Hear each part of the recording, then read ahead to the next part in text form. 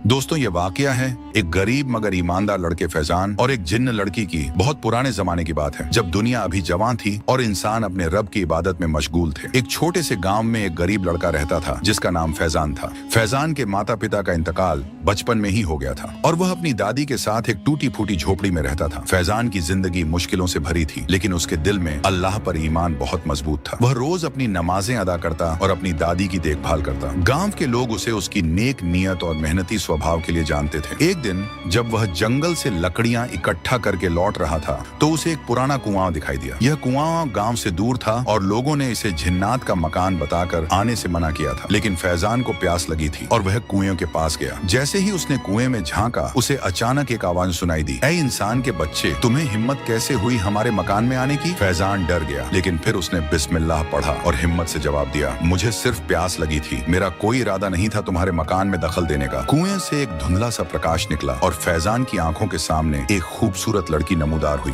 उसकी आंखें चमकदार थीं और उसके बाल हवा में लहराते हुए महसूस होते थे। हालांकि कोई हवा नहीं चल रही थी। फैजान ने अपनी आंखें झपकाड़ और कदम पीछे हटा लिए। वह जानता था कि जिन्नात के साथ किसी भी तरह का संपर्क खतरनाक हो सकता है। फैजान ने डरते हुए कहा, तुम कौन हो? मेरा नाम रेहाना है। उसने कहा, मैं जिन्नात की दुनिया से हूँ, डरो मत, मैं तुम्हें नुकसान नहीं पहुँचाऊंगी। मैं एक मुस्लिम जिन्न हूँ और अल्लाह की इबादत करती हूँ जैसे तुम इंसान करते हो। फैजान अभी भी डरा हुआ था, लेकिन उसने अपने आप को संभाला और बोला, अगर तुम वाकई में अल्लाह की बंदी हो तो मुझे माफ करो और मुझे वापस अपने गांव जाने दो। रेहाना ने मुस्कुराते हुए कहा, तुम जा सकते हो, लेकिन मैं तुम्हारी मदद करना चाहती हूँ। मुझे पता है कि तुम्हारी दादी बीमार है और तुम्हारे पास उनके इलाज के लिए पैसे नहीं है। फैजान हैरान रह गया, तुम्हें यह कैसे मालूम? रेहाना ने मासूमियत से कहा, हम जिन्नात इंसानों की दुनिया देख सकते हैं। मैंने तुम्हें कई दिनों से देखा है। तुम्हारी मेहनत और ईमानदारी मुझे बहुत अच्छी लगी। फैजान ने अपने कदम पीछे की ओर बढ़ाए। मेरी मदद कैसे कर सकती हो तुम? रेहाना ने अपना हाथ आगे बढ़ाया और उसकी हथेली पर एक छोटा सा पत्थर था जो अंदर से जगमगा रहा था। ये एक खजाना है, इसे अपने साथ रखो और जब भी तुम्हें जरूरत हो इसे अपनी हथेली पर रखकर मेरा नाम लो। मैं आ जाऊंगी और तुम्हारी मदद करूंगी। फैजान ने झिझकते हुए पत्थर लिया। मैं इसका क्या करूंगा और तुम मेरी मदद क्यों करना चाहती हो? रेहाना ने अपनी आंखें झुका ली। क्योंकि मुझे तुम्हारी ईमानदारी और नेकी बहुत पसंद है, लेकिन मुझे एक वादा चाहिए, तुम किसी को भी मेरे बारे में नहीं बताओगे,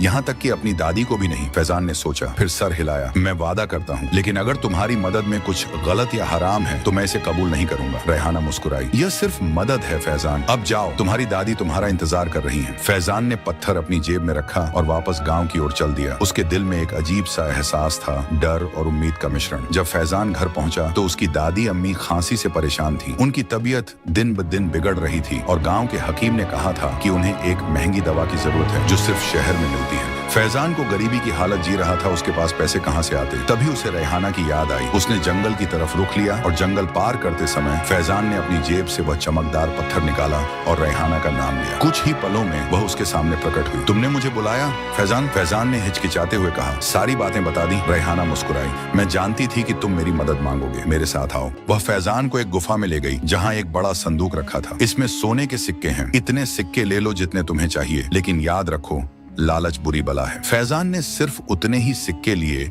जितने उसे दादी की दवा के लिए चाहिए थे। रेहाना ने उसकी ईमानदारी देखकर मुस्कुराया। फैजान शहर गया, दवा खरीदी और वापस अपने गांव लौट आया। उसकी दादी की तबीयत जल्द ही बेहतर होने लगी। धीरे धीरे फैजान और रेहाना की मुलाकातें बढ़ने लगी। रेहाना ने फैजान को जिन्नात की दुनिया के बारे में बताया कि कैसे वे भी अल्लाह के बंदे हैं, कैसे उनमें भी अच्छे और बुरे होते हैं। एक दिन रेहाना ने फैजान से कहा, मैं तुम्हें एक राज बताना चाहती हूँ। मेरे पिता जिन्नात के एक बड़े कबीले के सरदार हैं और वे चाहते हैं कि मैं एक ताकतवर जिन्न से निकाह कर लूं, लेकिन मैं तुमसे मोहब्बत करती हूँ फैजान। फैजान सन्न रह गया। कहीं ना कहीं फैजान को भी रेहाना के लिए मोहम्मद थी, लेकिन उसने कहा, यह तो अल्लाह की किताब में नहीं लिखा था कि इंसान और जिन्न शादी कर सकते हैं। रेहाना ने उसका हाथ थामा। हमारे बीच फर्क सिर्फ इतना है कि हम अलग अलग दुनिया से हैं, लेकिन हम दोनों अल्लाह के बंदे हैं और दिल तो सबका एक जैसा होता है। फैजान ने अपना हाथ छुड़ा लिया। मुझे सोचने का वक्त चाहिए रेहाना, ये बहुत बड़ा फैसला है। रेहाना ने सर झुकाया। मैं समझती हूँ, लेकिन याद रखो, मेरे पिता बहुत सख्त हैं। अगर उन्हें पता चला कि मैं एक इंसान से मोहब्बत करती हूँ तो वे गुस्सा होंगे। फैजान अपने गाँव लौट आया दिल में उथल पुथल लिए। वह रात भर सोचता रहा, क्या ये सही है? क्या एक इंसान और जिन्न के बीच प्यार मुमकिन है? अगले दिन उसने अपने गांव के इमाम से मिलने का फैसला किया। बिना रेहाना का नाम लिए उसने पूछा, क्या इंसान और जिन्न के बीच निकाह हो सकता है? इमाम साहब ने गहरी सांस ली। बेटे, ये बहुत पेचीदा मसला है। जिन्नात अल्लाह की मखलूक है, जैसे हम इंसान हैं। कुछ उलेमा कहते हैं कि यह मुमकिन है, कुछ कहते हैं नहीं। लेकिन सवाल यह है कि क्यों तुम ऐसा पूछ रहे हो? फैजान चुप रहा। इमाम साहब ने उसके कंधे पर हाथ रखा। बेटे, जिन्नात से दूर रहो। उनकी दुनिया अलग है, उनके इरादे हमेशा साफ नहीं होते। अगर कोई जिन्न तुम्हारे करीब आने की कोशिश कर रहा है तो सावधान रहो और अल्लाह से दुआ करो। फैजान ने सिर झुकाया और वापस घर लौट आया। उसे नहीं पता था कि क्या करें। जब फैजान कई दिनों तक रेहाना को नहीं बुलाया तो एक रात वह खुद उसके सपने में आई। फैजान, तुम मुझसे क्यों भाग रहे हो? क्या तुम मुझसे प्यार नहीं करते? फैजान ने जवाब दिया, रेहाना, मैं नहीं जानता ये सही है या गलत। इमाम साहब ने मुझे सावधान रहने को कहा है। रेहाना की आंखों में आंसू आ गए। क्या तुम मुझ पर शक करते हो? मैंने तुम्हारी मदद की,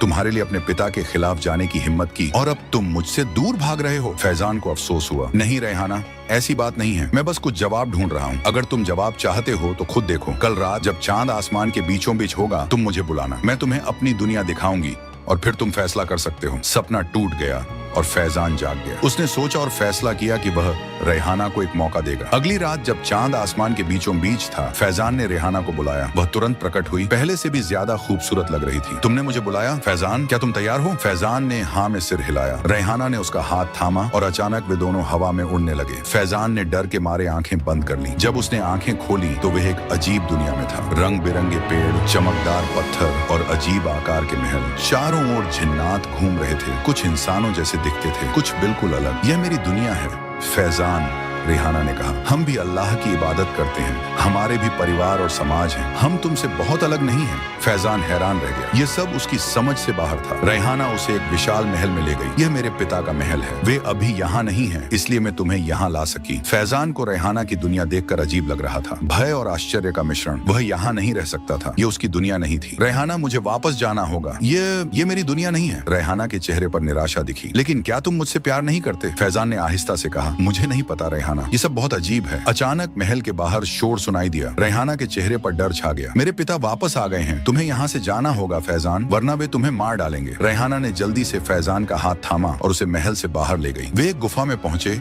जहाँ से इंसानों की दुनिया में जाया जा सकता था। फैजान, तुम्हें फैसला करना होगा। मैं तुमसे प्यार करती हूँ, लेकिन मेरे पिता कभी हमारे मिलन को मंजूर नहीं करेंगे। अगर तुम मुझसे प्यार करते हो तो हमें भागना होगा, दूर, बहुत दूर। फैजान को अपनी दादी याद आई, जो उसके बिना अकेली रह जाएंगी। वह अपने गांव को भी याद करने लगा, अपने दोस्तों को, अपनी जिंदगी को। रेहाना, मैं नहीं जानता। रेहाना के चेहरे पर दुख छा गया। तुम्हें सोचने का वक्त नहीं है फैजान। मेरे पिता हर जगह अपने जासूस रखते हैं। अगर उन्हें पता चला कि मैं एक इंसान से मिली हूँ तो वे मुझे हमेशा के लिए कैद कर देंगे। फैजान ने गहरी सांस ली। मुझे अपनी दादी के बारे में सोचना होगा रेहाना, वे मेरे बिना नहीं रह सकती। तुम उन्हें अपने साथ ला सकते हो, रेहाना ने कहा। हम तीनों साथ रहेंगे, कहीं दूर। फैजान ने सोचा, मुझे कुछ दिन चाहिए रेहाना, मैं अपनी दादी से बात करूंगा, उन्हें तैयार करूंगा, फिर हम जाएंगे। रेहाना ने असहमति से सिर हिलाया। हमारे पास वक्त नहीं है फैजान, मेरे पिता जल्द ही सब कुछ जान जाएंगे। सिर्फ 3 दिन रेहाना, मुझे सिर्फ 3 दिन दो। रेहाना ने हाँ में सिर हिला दिया। ठीक है, 3 दिन, लेकिन याद रखो ये खतरनाक है। वह फैजान को वापस उसके गांव ले आई और अंधेरे में गायब हो गई। अगले दिन फैजान बेचैन था। उसे समझ नहीं आ रहा था कि क्या करे। वह अपनी दादी को ऐसे कैसे छोड़ सकता था? लेकिन अगर वह रेहाना को इनकार करता तो क्या होगा? वह अपनी दादी के पास गया, जो अब ठीक हो रही थी। दादी, अम्मी, अगर मैं आपको बताऊं कि मुझे दूर जाना है तो आप क्या कहेंगी? दादी ने उसे गौर से देखा। क्या बात है फैजान, तुम परेशान लग रहे हो। फैजान ने सच बताने का फैसला किया। वह दादी को सब कुछ बता देगा, रेहाना के बारे में, जिन्नात की दुनिया, सब कुछ। लेकिन जैसे ही वह कुछ कहने वाला था, दरवाजे पर दस्तक हुई। बाहर गांव का चौकीदार खड़ा था। फैजान, इमाम साहब तुम्हें फौरन बुला रहे हैं, कुछ जरूरी बात करनी है। फैजान हैरान रह गया। क्या इमाम साहब को कुछ पता चला गया था? वह मस्जिद पहुंचा जहां इमाम साहब उसका इंतजार कर रहे थे। उनके साथ एक बूढ़ा आदमी था जिसे फैजान नहीं पहचानता था। फैजान, ये शेख अब्दुल्ला हैं, ये हमारे पड़ोसी गाँव से आए हैं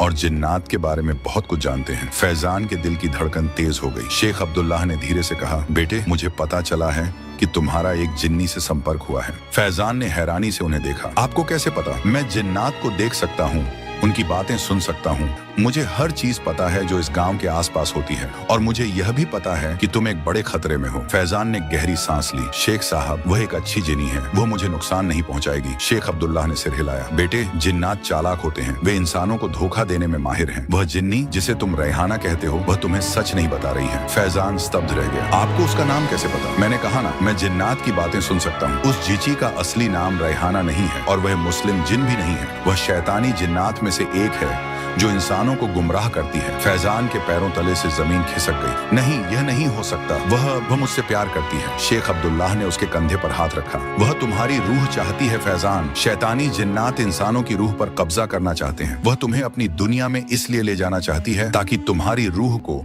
अपने कब्जे में ले सके। फैजान को याद आया कि कैसे रेहाना उसे अपनी दुनिया में ले गई थी, कैसे वह चाहती थी कि वह सब कुछ छोड़कर उसके साथ भाग जाए, लेकिन उसने मेरी मदद की। मेरी दादी के लिए दवा, वह तुम्हारा भरोसा जीतना चाहती थी फैजान। शैतानी जिन्नात ऐसे ही काम करते हैं, पहले मदद करके तुम्हारा भरोसा जीतते हैं, फिर तुम्हें धोखा देते हैं। फैजान के दिमाग में सब कुछ घूमने लगा। क्या यह सच हो सकता था? क्या रेहाना वाकई उसे धोखा दे रही थी? इमाम साहब ने फैजान से कहा, बेटे, शेख अब्दुल्लाह तुम्हारी मदद कर सकते हैं। शेख अब्दुल्लाह ने कहा, हमें जल्दी करनी होगी। अगर वह जिन्नी तुम्हें अपनी दुनिया में ले गई तो तुम हमेशा के लिए खो जाओगे। फैजान ने सोचा, क्या वह शेख अब्दुल्लाह पर भरोसा कर सकता था या फिर रेहाना सच कह रही थी? उसने फैसला किया कि वह खुद पता लगाएगा। मुझे कुछ वक्त चाहिए शेख साहब, मैं कल सुबह आपके पास आऊंगा। शेख अब्दुल्लाह ने हामी भरी। ठीक है, लेकिन सावधान रहना। और हाँ, ये ले लो। उन्होंने फैजान को एक छोटा सा ताबीज दिया। इसे अपने पास रखो, ये तुम्हें उस जिन्नी के जादू से बचाएगा। फैजान ने ताबीज लिया और घर लौट आया। उसका दिमाग अलग अलग विचारों से भरा था। रात को फैजान ने रेहाना को बुलाने का फैसला किया। उसे सच जानना था। कुछ देर बाद रेहाना प्रकट हुई, लेकिन वह अजीब सी लग रही थी, जैसे वह दर्द में हो। फैजान, तुमने मुझे क्यों बुलाया? उसकी आवाज में दर्द था। फैजान ने गौर से उसे देखा। रेहाना,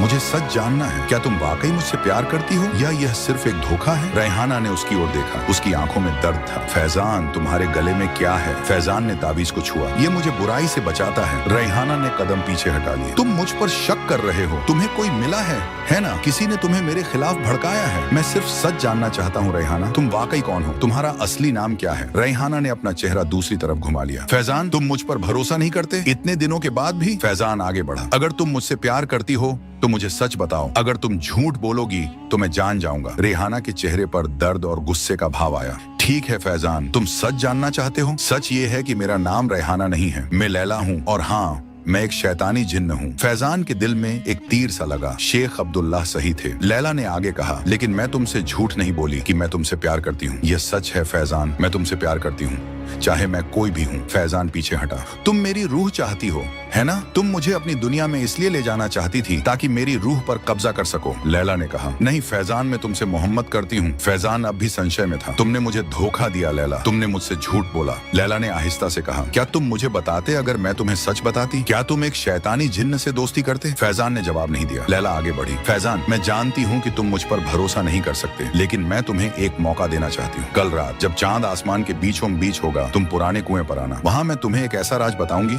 जो तुम्हारी जिंदगी बदल देगा। फैजान हिचकिचाया। मुझे क्यों आना चाहिए? क्योंकि फैजान, तुम्हारी दादी की जिंदगी खतरे में है और सिर्फ मैं उन्हें बचा सकती हूँ। इससे पहले कि फैजान कुछ कह पाता, लैला गायब हो गई। फैजान रात भर सोचता रहा, क्या वह लैला पर भरोसा कर सकता था? क्या उसकी दादी वाकई खतरे में थी? सुबह उसने अपनी दादी को देखा। वे फिर से खांस रही थी और उनकी हालत पहले से बदतर लग रही थी। फैजान अपनी दादी की हालत देख न सका। फैजान ने फैसला किया कि वह लैला से मिलेगा। शायद वह सच कह रही थी, शायद वह वाकई उसकी दादी की मदद कर सकती थी। रात को जब चांद आसमान के बीचों बीच था, फैजान पुराने कुएं पर पहुंचा। वहाँ अंधेरे में लैला उसका इंतजार कर रही थी। फैजान ने कहा, तुमने मेरी दादी के साथ क्या किए हो? तुम मेरी दादी को धमकी दे रही हो? लैला ने सिर हिलाया। नहीं फैजान, मैं धमकी नहीं दे रही, ये सच है। तुम्हारी दादी पर एक बुरी रूह का साया है। उस दवा में जो मैंने तुम्हें दी थी एक जादू था। वह जादू उन्हें थोड़े समय के लिए ठीक कर देगा, लेकिन फिर वे और भी बीमार हो जाएंगी। सिर्फ मैं उस जादू को हटा सकती हूँ। फैजान के दिल में गुस्सा और डर का मिश्रण था। तुमने मेरी दादी को जादू कर दिया? मुझे माफ करो फैजान, मुझे तुम्हारा भरोसा जीतना था, लेकिन अब मैं सब ठीक करना चाहती हूँ। लैला ने अपनी हथेली पर एक छोटा सा पत्थर रखा, वही पत्थर जो उसने फैजान को दिया था। इस पत्थर में बहुत ताकत है फैजान, वह तुम्हारी दादी को बचा सकता है, लेकिन एक शर्त पर। फैजान ने पूछा, कौन सी शर्त? तुम्हें मेरे साथ आना होगा फैजान, मेरी दुनिया में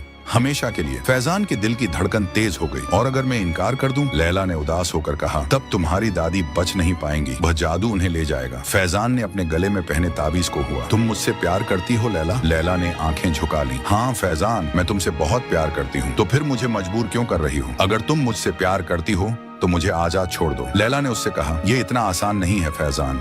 मेरे पिता, वे हमारे मिलन को कभी स्वीकार नहीं करेंगे। अगर तुम मेरे साथ नहीं आए तो वे मुझे सजा देंगे। तुम्हारे पिता कौन है लैला? लैला ने गहरी सांस ली। मेरे पिता शैतानी जिज्ञात के राजा हैं। वे चाहते हैं कि मैं एक शक्तिशाली जिन्न से शादी करूं, लेकिन मैंने इनकार कर दिया क्योंकि मैं तुमसे प्यार करती हूँ। फैजान को भरोसा नहीं हो रहा था। तुम मुझसे झूठ बोल रही हो लैला? तुम्हारे पिता तुम्हें सजा नहीं देंगे। तुम मुझे डरा रही हो ताकि मैं तुम्हारे साथ चला जाऊं। लैला के चेहरे पर दर्द का भाव आया। नहीं फैजान, ये सच है। मैं तुम्हें कभी नुकसान नहीं पहुंचाऊंगी। फैजान ने अपना हाथ आगे बढ़ाया। तुम मेरी दादी को बचाओ लैला, उन पर से जादू हटाओ और मैं तुम्हें वादा करता हूँ कि मैं तुम्हारे साथ जाऊंगा। लैला मुस्कुराई। तुम वादा करते हो? हाँ, मैं वादा करता हूँ। लैला ने पत्थर को फैजान की हथेली पर रखा। इस पत्थर को अपनी दादी के पास रखना, जादू टूट जाएगा और वे ठीक हो जाएंगी। लेकिन याद रखो फैजान, जब चांद फिर से आसमान के बीचों बीच होगा, तुम्हें मेरे पास आना होगा। अगर तुम नहीं आए तो जादू वापस आ जाएगा और इस बार कोई इलाज नहीं होगा। फैजान ने सर हिलाया। मैं आऊंगा लैला, मैं अपना वादा निभाऊंगा। लैला गायब हो गई और फैजान जल्दी से अपने घर की ओर भागा।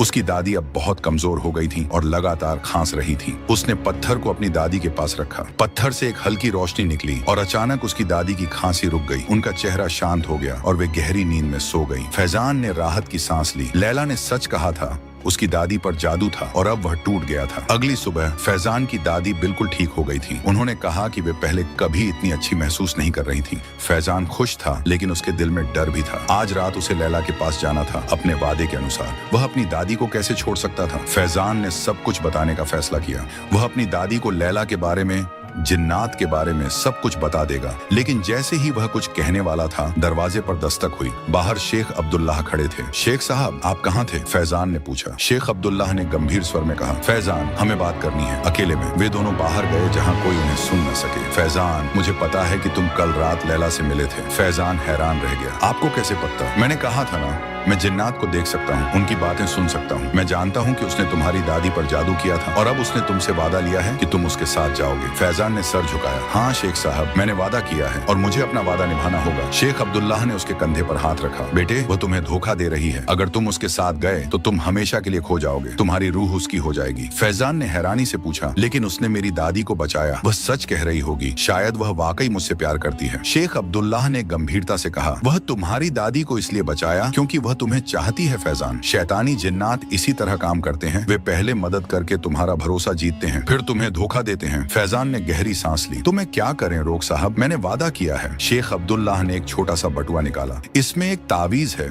जो तुम्हें उसके जादू से बचाएगा। आज रात जब तुम उससे मिलने जाओ, इसे अपने साथ रखना। जब वह तुम्हें अपनी दुनिया में ले जाने की कोशिश करे, इसे उसकी ओर फेंक देना और आऊजु बिल्लाह मिन शैतानिर रजीम कहना। उसका जादू टूट जाएगा और वह हमेशा के लिए चली जाएगी। फैजान ने बटुए को लिया और अपनी जेब में रख लिया। शुक्रिया शेख साहब। शेख अब्दुल्लाह ने उसे दुजा दी और चले गए। रात को जब चांद आसमान के बीचों बीच था, फैजान पुराने कुएं पर पहुंचा। वहां अंधेरे में लैला उसका इंतजार कर रही थी। तुम आए फैजान, मुझे पता था कि तुम अपना वादा निभाओगे। फैजान ने कदम आगे बढ़ाया। हाँ लैला, मैं अपना वादा निभाने आया हूँ। लैला ने अपना हाथ आगे बढ़ाया। तो चलो फैजान, मेरी दुनिया में हम हमेशा साथ रहेंगे। फैजान ने उसका हाथ थाम लिया, लेकिन दूसरे हाथ से उसने जेब से बटुआ निकाला। लैला, मुझे एक बात बताओ, क्या तुम सच में मुझसे प्यार करती हो या यह सिर्फ एक धोखा है? लैला ने उसकी आंखों में देखा। फैजान, मैं तुमसे बहुत प्यार करती हूँ। हाँ, मैंने तुम्हारी दादी पर जादू किया था, लेकिन सिर्फ इसलिए क्योंकि मैं तुम्हें अपने पास चाहती थी। मेरे पिता मुझे सजा देंगे अगर मैं तुम्हें अपने साथ नहीं लाई। फैजान ने बटुए को कसकर पकड़ा। और अगर मैं तुम्हारे साथ गया तो क्या होगा? मैं अपनी दादी को फिर कभी नहीं देख पाऊंगा। लैला ने उदास होकर कहा, नहीं फैजान, एक बार जब तुम हमारी दुनिया में आ जाओगे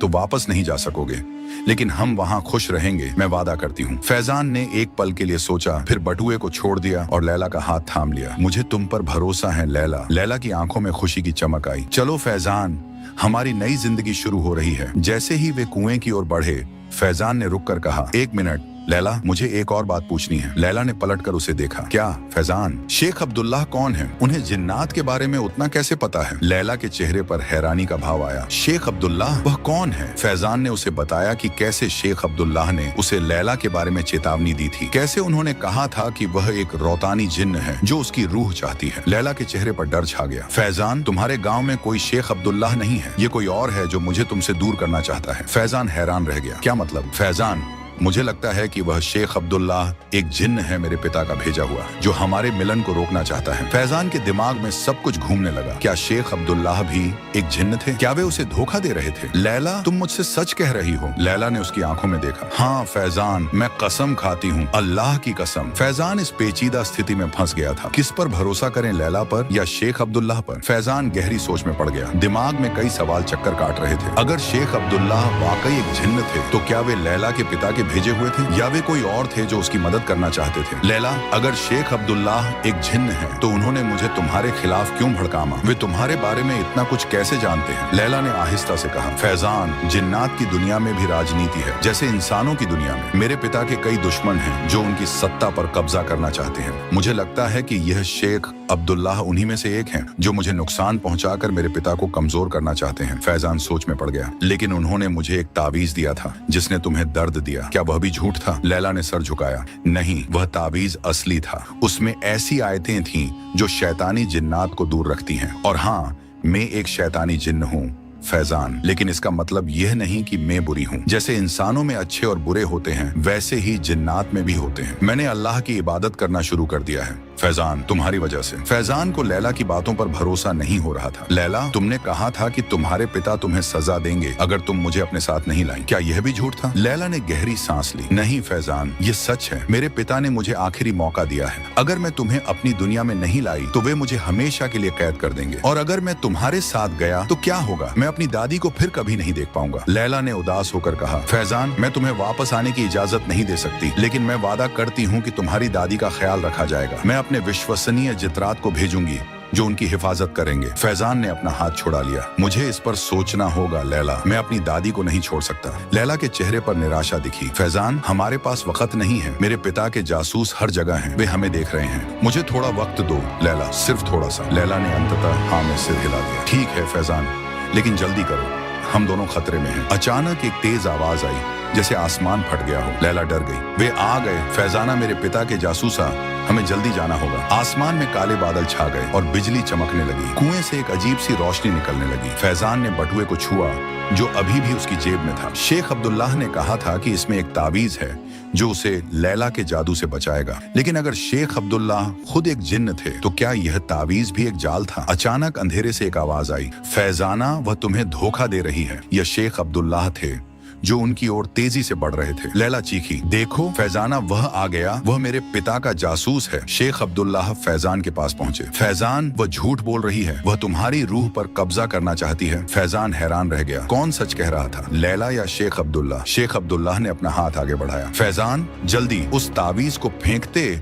और आऊजू बिल्लाह मिनश शैतानिर रजीम कहो। लैला ने फैजान का हाथ पकड़ा। नहीं फैजान, उस पर भरोसा मत करो, वह तुम्हें मुझसे दूर ले जाना चाहता है। फैजान ने दोनों को देखा। उसके दिमाग में सवालों का तूफान उठ रहा था। सच क्या था? कौन उसका दोस्त था और कौन दुश्मन? अचानक एक और आवाज आई, एक बुजुर्ग की आवाज। फैजान, बेटे। फैजान ने पलट कर देखा। वहाँ कुछ दूरी पर उसकी दादी खड़ी थी। दादी, अम्मी, आप यहाँ क्या कर रही हैं? उसकी दादी आगे बढ़ी। बेटे, मैं तुम्हारा इंतजार कर रही थी। जब तुम घर नहीं लौटे तो मुझे फिक्र हुई। लैला और शेख अब्दुल्लाह दोनों ही फैजान की दादी को देखकर हैरान रह गए। दादी ने धीरे धीरे उनकी ओर देखा। तो यह है वह जिन्नी लड़की जिसने तुम्हें धोखा दिया, उन्होंने लैला की ओर इशारा करते हुए कहा। फिर शेख अब्दुल्लाह की ओर मुड़कर बोली, और तुम जो खुद को इंसान बताते हो, तुम भी एक जिन्न हो, है ना? फैजान हैरान रह गया। दादी, अम्मी, आपको कैसे पता? दादी मुस्कुराई। बेटे, मैं उतनी भी अनजान नहीं हूँ। मुझे पता था कि तुम किसी मुसीबत में हो। मैंने तुम्हारी चिंता की और इसलिए मैंने तुम्हारा पीछा किया। दादी ने अपने कपड़ों से एक छोटा सा किताब निकाला, कुरान शरीफ। इसे मैं हमेशा अपने साथ रखती हूँ फैजान। अल्लाह का कलाम हमें हर बुराई से बचाता है। शेख अब्दुल्लाह पीछे हट गए। उनके चेहरे पर डर का भाव था। लैला भी कदम पीछे की ओर ले रही थी। दादी ने आगे बढ़कर फैजान का हाथ थामा। चलो बेटे, घर चलते हैं। फैजान ने लैला की ओर देखा जो अभी भी खड़ी थी। उसकी आंखों में आंसू थे। लैला, तुमने मुझसे झूठ बोला। लैला ने सिर झुका लिया। फैजान, मैंने तुमसे झूठ नहीं बोला कि मैं तुमसे प्यार करती हूँ। ये सच है, लेकिन हाँ, मैंने तुम्हें अपनी दुनिया में ले जाना चाहा क्योंकि मैं तुम्हें अपने पास रखना चाहती थी। फैजान ने अपनी दादी का हाथ कसकर थामा। मुझे माफ करो लैला, लेकिन मैं अपनी दुनिया नहीं छोड़ सकता। दादी ने कुरान शरीफ ऊपर उठाया और आयतुल कुर्सी पढ़ना शुरू किया। अल्लाहु ला इलाहा इल्ला हुवल हय्युल कय्यूम। जैसे जैसे वे आयतें पढ़ती गईं, लैला और शेख अब्दुल्ला दोनों असहज होने लगे। उनके चेहरों पर दर्द का भाव आया। अचानक एक तेज रोशनी चमकी और जब फैजान ने फिर से देखा तो लैला और शेख अब्दुल्ला गायब हो गए थे। कुआं भी अब एक साधारण कुआं लग रहा था, बिना किसी अजीब रोशनी के। दादी ने गहरी सांस ली और कुरान शरीफ को अपने सीने से लगाया। चलो बेटे, अब सब ठीक है। फैजान दादी के साथ घर की ओर चल दिया, दिल में अजीब से एहसास के साथ राहत और दुख का मिश्रण। कई दिन बीत गए। फैजान अपनी दादी के साथ रहा, उन्हें हर तरह से खुश रखने की कोशिश करता, लेकिन उसके दिल में एक अजीब सा खालीपन था, जैसे कुछ गुम हो गया हो। एक दिन जब वह जंगल से लकड़ियां इकट्ठा करके लौट रहा था, उसका कदम पुराने कुएं की ओर मुड़ गया। वह वहां गया, लेकिन कुआं अब एक साधारण कुआं था जिसमें पानी था। एक दिन जब वह मस्जिद से नमाज पढ़कर लौट रहा था, उसकी मुलाकात एक लड़की से हुई जो उसके गांव में नई थी, अमीना, जिसके परिवार वाले पड़ोसी गांव से आए थे। अमीना सुंदर थी, लेकिन उसमें एक अलग तरह की सुंदरता थी, सादगी और नेकी की सुंदरता। धीरे धीरे फैजान और अमीना करीब आने लगे। कई महीनों के बाद फैजान ने अपनी दादी से कहा कि वह अमीना से शादी करना चाहता है। दादी खुश हुई। बेटे, अमीना एक अच्छी लड़की है, अल्लाह तुम दोनों को खुशियां दे। शादी तय हो गई और सारा गाँव खुशी से भर गया। फैजान का दिल शांत था, जैसे उसे वह चीज मिल गई हो जिसकी उसे तलाश थी। शादी के एक दिन पहले फैजान अपने कमरे में बैठा था, अपनी शादी के कपड़े देख रहा था, जब अचानक उसे एक आवाज सुनाई दी, एक परिचित आवाज जो उसके दिल को छू गई। फैजान वह चौंक कर खड़ा हुआ और चारों ओर देखा। कमरा खाली था। फैजान आवाज किसी दूर से आ रही थी, जैसे हवा में तैर रही हो। उसने फौरन पहचान लिया, ये लैला की आवाज थी। लैला, तुम कहाँ हो? कमरे में कोई नहीं था, लेकिन आवाज फिर आई। फैजान, मैं तुमसे बात नहीं कर सकती। मैं सिर्फ इतना कहना चाहती हूँ कि मैं खुश हूँ तुम्हारे लिए। तुम एक अच्छी लड़की से शादी कर रहे हो और तुम्हारी जिंदगी खुशियों से भरी होगी। फैजान हैरान रह गया। लैला, तुम कहाँ हो? तुम ठीक तो हो? मैं अपनी दुनिया में हूँ फैजान। मेरे पिता ने मुझे माफ कर दिया है और मुझे एक मौका दिया है अपनी गलतियों से सीखने का। मैं अब अल्लाह की इबादत करती हूँ तुम्हारी वजह से। फैजान की आंखों में आंसू आ गए। लैला, तुम्हारा प्यार सच्चा था। एक लंबी खामोशी के बाद आवाज फिर आई। हाँ फैजान, मैं तुमसे बहुत प्यार करती थी और अब भी करती हूँ, लेकिन हमारी दुनियाएं अलग हैं और कभी एक नहीं हो सकती। मैं चाहती हूँ कि तुम अपनी जिंदगी में खुश रहो अमीना के साथ। फैजान ने अपने आंसू पोंछे। शुक्रिया लैला, मुझे उम्मीद है कि तुम भी अपनी जिंदगी में खुश रहोगी। अलविदा फैजान।